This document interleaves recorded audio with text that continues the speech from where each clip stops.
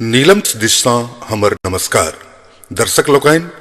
एहि चैनल के सब्सक्राइब करबा के लेल लाल बटन का दबाव आ तकर बाद घंटी पर क्लिक क के नव नव मैथिली गीतक आनंद उठाओ।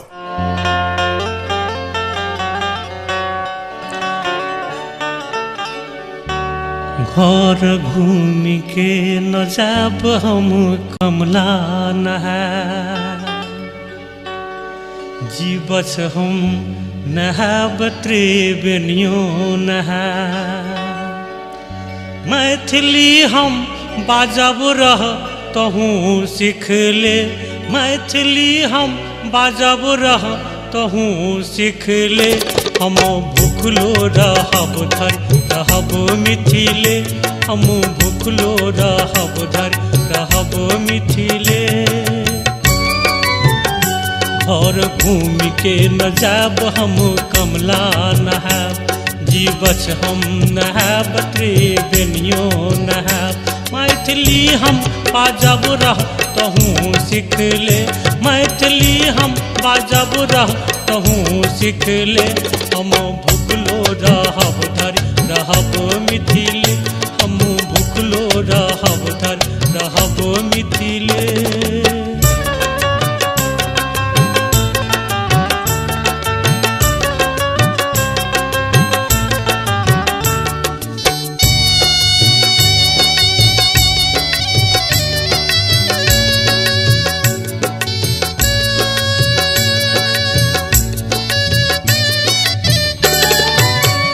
हम देखब जनक जी के मिथिला के धाम हम देखब जनक जी के मिथिला के धाम हम जन्मभूमि सीता के देखब स्थान जतय शिव जी रहै छथि धने सिख रे जतय शिव जी रहै छथि धने सिख रे हम भूखलो रहब धर रहब मिथिले हम भूखलो रहब धर रहब मिथिले।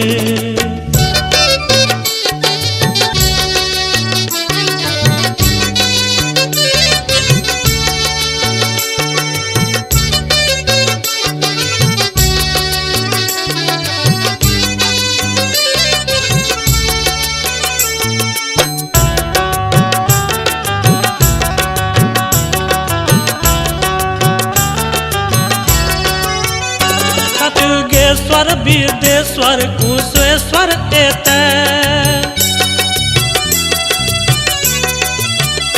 छतुगेश्वर विदेश्वर कुशेश्वर कवि कोकिल के नौकर बन शिव जी जे अयाची अमंडन के गाम बुझिले जे अयाची अमंडन के गाम बुझिले हम भूखलो रहब धर रहब मिथिले हम भूखलो रहब धर रहब मिथिले।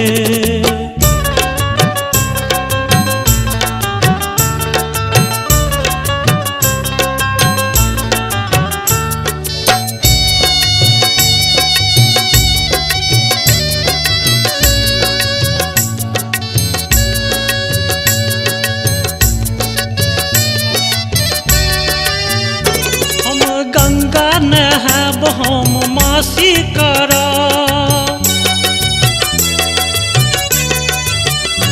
हम गंगा नहाब हम मासी करब हम गाम घुरने जाब हम सब दुख सहब खाक सागो रहब हम एतय सुख ले खाक सागो रहब हम एतय सुख ले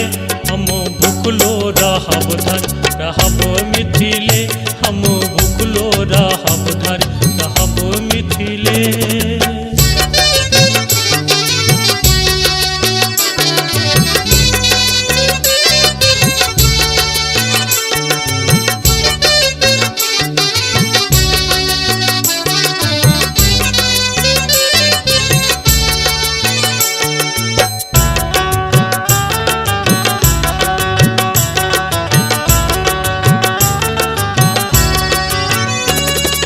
कोठा ने चाही राजा